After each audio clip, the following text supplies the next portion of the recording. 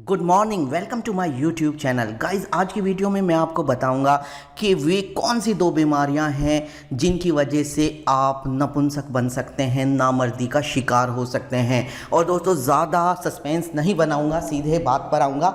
कहना चाहूँगा कि हाई ब्लड प्रेशर यानी उच्च रक्तदाब और डायबिटीज़, जिसे सामान्य भाषा में शुगर कहते हैं, ये दो बीमारियां ऐसी हैं कि ये अपने तौर पर तो इंसान को अलग तरह से परेशान करती ही हैं, यानी इनके खुद के कॉम्प्लिकेशंस तो हैं ही, लेकिन साथ में ये एक व्यक्ति को नामर्द भी बना देती हैं। तो जानते हैं दोस्तों कैसे।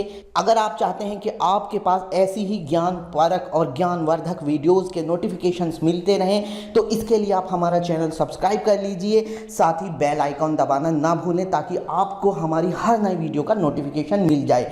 तो दोस्तों, नपुंसकता यानी नामर्दी, जिसको आप आम भाषा में समझ सकते हैं कि लिंग में तनाव ना आना। तो दोस्तों, अगर आपके लिंग में तनाव आना कम हो रहा है या तनाव धीरे धीरे कम की तरफ बढ़ रहा है, यानी लिंग में उत्तेजना नहीं आ रही है, तो इसको कहते हैं कि आप नामर्दी की तरफ बढ़ रहे हैं। और एक कंडीशन ऐसी आ जाएगी कि लिंग में सख्ती इतनी भी नहीं आ पाएगी, लिंग में इतना ढीलापन आ जाएगा कि आप अपने लिंग को योनि के अंदर नहीं पहुंचा पाएंगे, और इस स्थिति को कहा जाता है नामर्दी। तो दोस्तों, यूं तो नामर्दी की बहुत सारी वजहें हो सकती हैं, लेकिन दो बीमारियों के बारे में मैं आपको बताऊंगा जिनकी वजह से आप नामर्दी का शिकार होते जाएंगे और आपको पता भी नहीं लगेगा। इसलिए बेहतर है कि आप इन दोनों बीमारियों का ध्यान रखिए और अपने आप को अनचाही और असमय यानी टाइम से पहले नामर्दी से बचाइए। तो सबसे पहले बात करता हूं high blood pressure.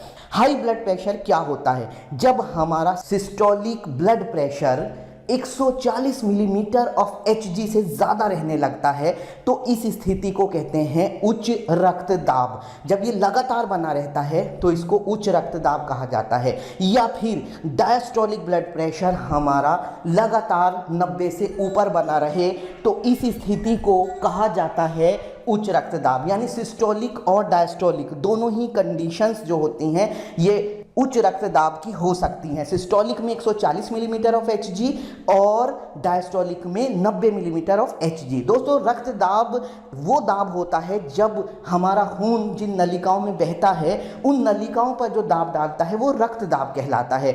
Normal blood pressure जो हमारा होता है, आइडियली जो होता है, वो सिस्टोलिक जो होता है वो होता है 120 मिलीमीटर ऑफ Hg। 120 से 140 तक हम कहते हैं कि उच्च रक्तदाब की तरफ जा रहा है, लेकिन 140 से ज़्यादा होने पर हम क्लियरली कहते हैं कि इसको हाई ब्लड प्रेशर हो गया है। इसी तरह जो डायस्टोलिक ब्लड प्रेशर होता है उसकी नॉर्मल जो रेंज होती है वो होती है 80 मिलीमीटर ऑफ Hg, 60 से 80 तक, और 80 से 90 तक को हम कह सकते हैं नॉर्मल है। 60 से 80 नॉर्मल है और 80 से 90 तक उच्च रक्तदाब की तरफ बढ़ रहा है, लेकिन 90 से ज़्यादा होने पर हम कहेंगे कि ये उच्च रक्तदाब का शिकार है। अब होता क्या है कि उच्च रक्तदाब यूं तो व्यक्ति को नपुंसक खुद से बनाता ही है, लेकिन प्रॉब्लम क्रिएट होती है उच्च रक्तदाब में इस्तेमाल होने वाली दवाइयों से भी। जो दवाइयाँ होती हैं वो धीरे धीरे आपको नपुंसक बना सकती हैं। इसलिए अगर आप हाई ब्लड प्रेशर के लिए दवाई ले रहे हैं तो एक बार अपने डॉक्टर से अपनी सेक्स लाइफ के बारे में डिस्कस करने में कोई हर्ज नहीं है। इसी तरह दोस्तों, दूसरी बीमारी है डायबिटीज़ यानी शुगर। ये भी आपको धीरे धीरे नपुंसकता की तरफ ले जाती है।